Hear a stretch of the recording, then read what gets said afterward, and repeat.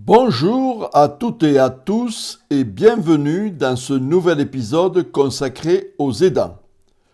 Aujourd'hui, j'aimerais parler d'un sujet souvent douloureux, parfois très difficile à nommer et pourtant très fréquent, les tensions familiales autour de la personne aidée. Quand un proche devient fragile, malade ou dépendant, on imagine parfois que la famille va naturellement se rapprocher. On aimerait croire que l'épreuve rassemble, clarifie les choses, réveille les solidarités. Cela arrive, mais ce n'est pas toujours ce qui se passe. Dans beaucoup de situations, l'aide fait aussi apparaître des désaccords, des incompréhensions, des reproches, des silences. L'aidant qui porte déjà beaucoup se retrouve souvent au milieu de tout cela. Alors aujourd'hui, je voudrais mettre des mots sur cette réalité. Pourquoi la relation d'aide ne crée pas seulement du soutien, mais peut aussi réveiller des tensions familiales profondes. Face à la maladie, à la dépendance ou à la perte d'autonomie d'un proche, on espère souvent que la famille va faire bloc. On se dit que l'essentiel va apparaître plus clairement, que chacun va trouver sa place, que l'on va se serrer les coudes. Mais dans la réalité, l'aide ne rassemble pas toujours. Elle peut, au contraire, faire remonter des désaccords anciens, des attentes différentes, des blessures déjà présentes. Chacun peut attendre quelque chose des autres et ces attentes finissent parfois par s'opposer. Il peut y avoir des reproches à voix basse, des critiques plus directes, des silences aussi. Et ces mouvements viennent se superposer à la relation d'aide elle-même. Car aider un proche, ce n'est pas seulement organiser des soins, des rendez-vous ou le quotidien. C'est parfois aussi devoir composer avec les réactions de la famille, avec les absences, les avis contradictoires, les malentendus. La relation d'aide ne se vit donc jamais uniquement entre l'aidant et la personne aidée. Elle s'inscrit dans une histoire plus large, familiale, affective, ancienne, souvent chargée. Très souvent, les tensions naissent autour de questions qui paraissent simples au départ. Faut-il maintenir la personne à domicile? Faut-il accepter plus d'aide extérieure? Faut-il envisager une structure? Faut-il en faire davantage? Ou au contraire, respecter certaines limites? En apparence, ce sont des questions pratiques. Mais en réalité, elles touchent à des valeurs très profondes. Derrière cette discussion, il y a des visions différentes du devoir, de la dignité, de la liberté, de la loyauté familiale.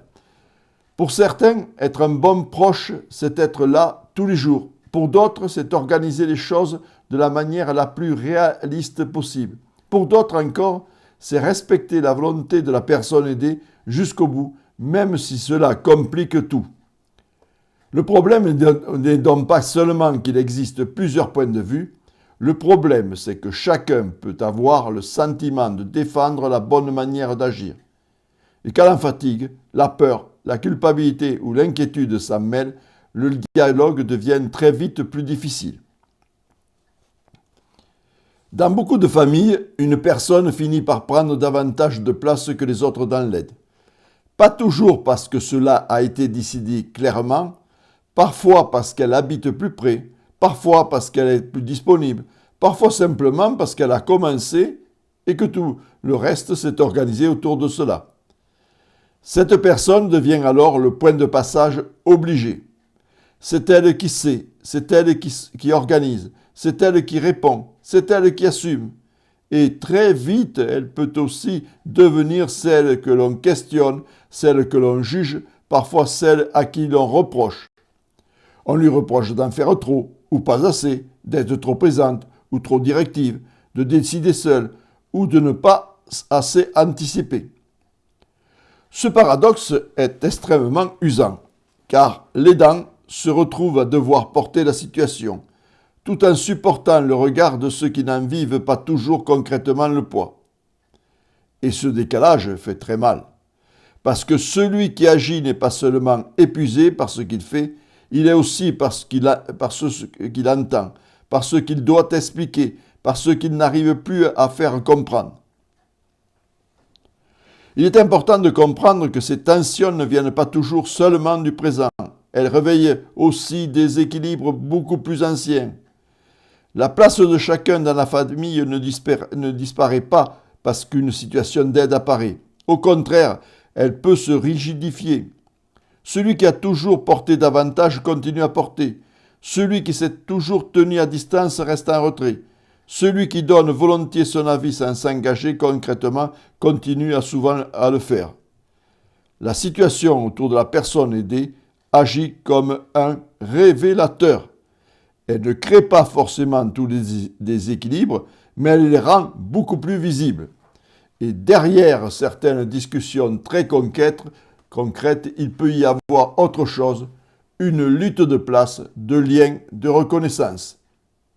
Qui est le plus proche? Qui comprend le mieux? Qui est légitime pour décider? Qui compte vraiment? Cela ne veut pas dire que la famille est mauvaise ou indifférente. Cela veut simplement dire qu'une situation d'aide vient toucher des zones très sensibles. L'amour, l'histoire commune, la dette, la culpabilité, la peur de perdre. Et tout cela ne produit pas toujours de l'apaisement. Dans ces tensions, il ne faut pas oublier la personne aidée elle-même. Elle ressent souvent beaucoup plus de choses qu'on ne l'imagine. Même lorsqu'on pense la protéger, elle perçoit les crispations, les désaccords, les sous-entendus. Elle peut s'en vouloir d'être à l'origine des conflits. Elle peut se sentir au milieu. Elle peut aussi être prise dans des alliances, des oppositions ou des attentes qu'elle ne maîtrise pas. Certaines personnes aidées cherchent à ménager tout le monde. D'autres expriment des préférences qui accentuent les tensions. D'autres encore changent d'avis selon les interlocuteurs, non par manipulation, mais parce qu'elles sont elles-mêmes traversées par la peur, la dépendance, l'ambivalence. La famille peut alors entrer dans une dynamique où chacun parle pour le bien de la personne aidée, sans toujours entendre ce que ce bien signifie réellement. Dans ce type de contexte, parler devient compliqué. Non pas parce que les mots manquent, mais parce qu'ils sont trop chargés. Chaque phrase peut être entendue comme un reproche, chaque proposition comme une critique, chaque limite posée comme une forme d'abandon. Alors, certains se taisent, d'autres explosent, d'autres encore évitent, et la situation se tend davantage. Ce qui manque souvent, ce n'est pas l'amour, c'est un espace où chacun pourrait dire ce qu'il vit réellement, sa fatigue, sa peur, son désaccord, son impuissance. Tant que tout le reste enfermé dans les rôles, les échanges tournent vite au conflit ou au malentendu. Comprendre ces tensions ne les supprime pas d'un coup, mais cela change quelque chose. Cela permet de voir qu'elles ne sont pas toujours le signe d'une mauvaise volonté. Elles sont souvent le produit d'une situation lourde, émotionnellement dense, dans laquelle chacun essaie de tenir comme il peut. Pour les aidants, cette compréhension est très importante. Non pas pour tout excuser, non pas pour tout supporter, mais pour éviter de tout ramener à soi. Tous les désaccords ne veulent pas dire qu'ils aident mal. Toutes les critiques ne prouvent pas qu'il est fautif. Toutes les absences ne signifient pas forcément l'indifférence. Parfois, elles disent aussi l'évitement, la peur, l'incapacité ou simplement la difficulté à affronter ce qui se passe. Cela ne rend pas les choses faciles, mais cela peut éviter à l'aidant de s'abîmer davantage dans une lecture trop culpabilisante. Dans certaines familles, il devient nécessaire de mettre un peu plus de clarté. Clarifier qui fait quoi? Clarifier ce qui est possible et ce qui ne l'est plus. Clarifier ce qui relève du souhait, de la réalité et des limites de chacun. Cela ne règle pas tout, mais cela peut éviter que les non-dits nourrissent les tensions. Cette clarté ne demande pas des discours parfaits, elle demande surtout de sortir du flou. Dire ce que l'on peut prendre en charge, dire ce que l'on ne peut plus assumer seul, dire que l'on est fatigué, dire aussi que l'on ne peut pas porter à la fois l'aide concrète, la charge émotionnelle et le poids des désaccords familiaux. Ces tensions autour de la personne aidée, cette manière dont l'aide réveille les places, les blessures, les attentes et déséquilibres, je les développe dans mon livre « Comprendre les aidants ». Quand aider prend toute la place, comment ne pas s'oublier? J'y explore la manière dont la relation d'aide transforme non seulement le quotidien, mais aussi les liens familiaux, parfois très silencieusement, parfois plus douloureusement. J'ai mis le lien en description pour celles et ceux qui souhaitent aller plus loin. En conclusion, on peut dire que peut-être la question n'est pas seulement comment aider la personne fragilisée, mais aussi comment la famille traverse-t-elle ce qui se joue autour d'elle. Parce que lorsque l'aide entre dans une famille et qu'elle ne touche pas seulement l'organisation du quotidien, elle touche aussi les places, les liens, les loyautés, les blessures, les peurs. Et c'est souvent cela qui rend les choses si éprouvantes. Si vous êtes aidant, aidé ou proche, je vous propose une question simple. Qu'est-ce qui vous semble le plus difficile dans les tensions familiales autour de la personne aidée? J'attends votre retour en commentaire. Merci pour votre écoute et à très bientôt pour un prochain épisode sur les aidants.